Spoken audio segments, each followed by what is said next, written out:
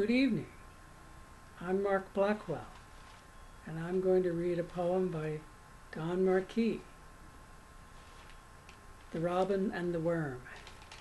A robin said to an angleworm as he ate him, "I am sorry, but a bird has to live somehow." The worm, being slow-witted, could not gather his descent into a wisecrack and retort. He was effectually swallowed before he could turn a phrase. By the time he had reflected long enough to say, "But why must a bird live?" he felt the beginnings of a gradual change invading him. Some new and disintegrating influence was stealing along him from his positive to his negative pole, and he did not have the mental stamina of a Jonah to resist the insidious process of assimilation, which comes like a thief in the night. "Demons and fishhooks," he exclaimed. "I am losing my personal identity as a worm. My individuality is melting away from me. Odds craw, I am becoming part and parcel of this bloody robin. So help me, I am thinking like a robin, and not like a worm any longer. Yes, I even find myself agreeing that a robin must live. I still do not understand with my mentality why a robin must live, and yet I swoon into a condition of belief. Yes, by heck, that is my dogma, and I shout it, a robin must live." "Amen," said a beetle who had preceded him into the interior.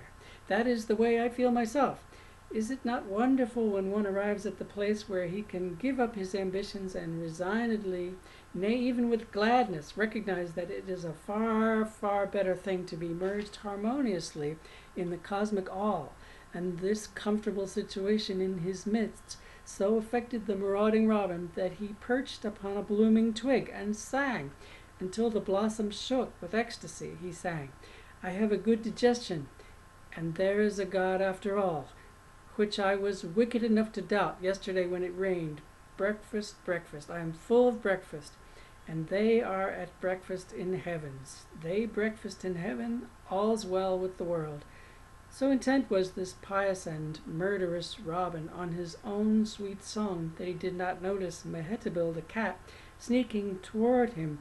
She pounced just as he had extended his larynx in a melodious burst of thanksgiving, and he went the way of all flesh, fish, and good red herring. "Aha," purred Mehetabel, licking the last feather from her whiskers.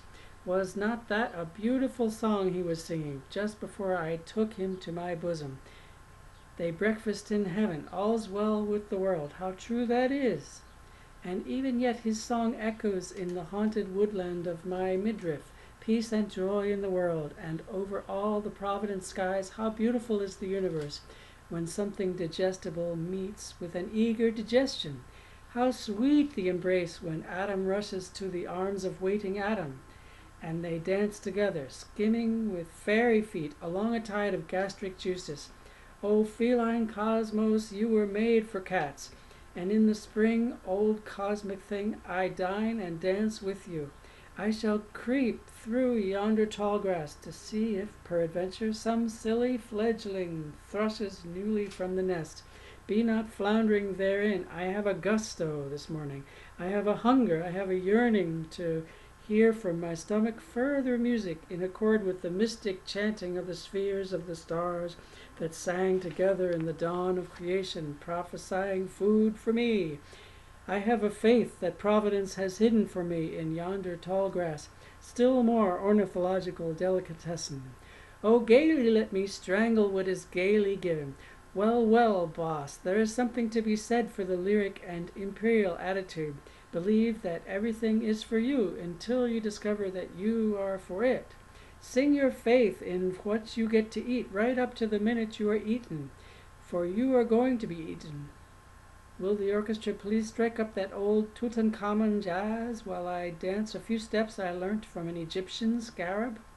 And some day I will narrate to you the most merry, light-headed wheeze that the skull of Yorick put across, in answer to the melancholy of the Dane, and also what the ghost of Hamlet's father replied to the skull, not forgetting the worm that wriggled across one of the picks the grave diggers had left behind, for the worm listened and winked at Horatio, while the skull and the ghost and the prince talked, saying there are more things twixt the vermiform appendix and nirvana than are dreamt of in thy philosophy, Horatio. Fal de riddle, fal de roll, must every parrot be a Paul.